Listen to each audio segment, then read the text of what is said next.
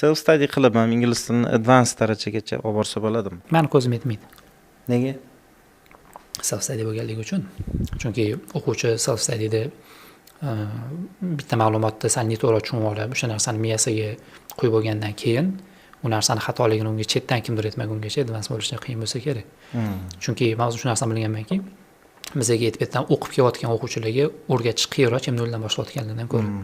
Chunki qiriladigan xatolari o'sha miyasiga qo'yilib ketganda, noto'g'ri o'rganib bo'lgan o'zi. Bitta o'quvchim bor, z artikldan foydalanadi. Hamma joy. Zga. Nima bo'lsa Zo'rlab qo'yaversan-ku. Nima bo'lsa artikldan foydalanadi. Nima ishlatyapsan, bilmayman, o'zimdan chiqib ketdi. Qayerdadir mana shu narsa monitoring qilinmagan, qayerdadir o'qituvchilar kontrol qilmagan, balki o'zi shu narsani qayerdandir o'rgangan. Qanaqadir tushunib olgan bo'ladi-da. Shu narsa miyasida qolib ketgan bo'ladi. Bo'lgan menda ham bor hol. Qaytadan o'rgatish qiyin deb o'ylayman. Endi mana masalan o'sha self study masalasida juda ko'pchilikka qiziqda self study masalasi o'zi. Sen hozir qila olmaydi deyapsan. AI da rivojlanishi bilan, texnologiyaning rivojlanishi bilan shu osonlashib ketadi deb o'ylayman men lekin. Bu yerda gap bu yerda oson qiyinligida emas.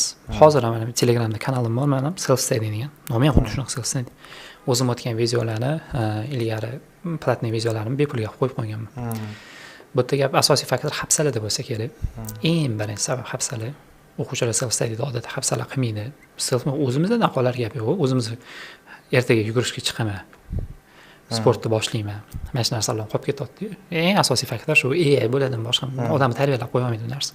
Undan tashqari, imенно shu xato tomonlari, xatoni fix qilib, advanced darajaga chiqish.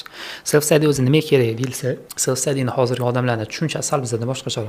Self study deganda o'zi noldan o'rganib, nimadir IELTS olish self study emas. Self study san o'qituvchiga borasan, o'qituvchi bilan shug'ullanasan, o'qituvchi bermagan darslikdan tashqari shug'ullanish ham self studyga kiradi. Mana shu narsalarni bolalarga tushuntirmoqchi bo'laman-da. Men ochib qo'ygan kanalda, u bepul qo'ygan videolar bu avvalambor o'qiyotganlarga qo'shimcha sifatida, ya'ni qaysi o'qituvchiga boradida, ehtiyojat mana bundan o'tib qo'yversin, kam ko'rsini to'g'irlash.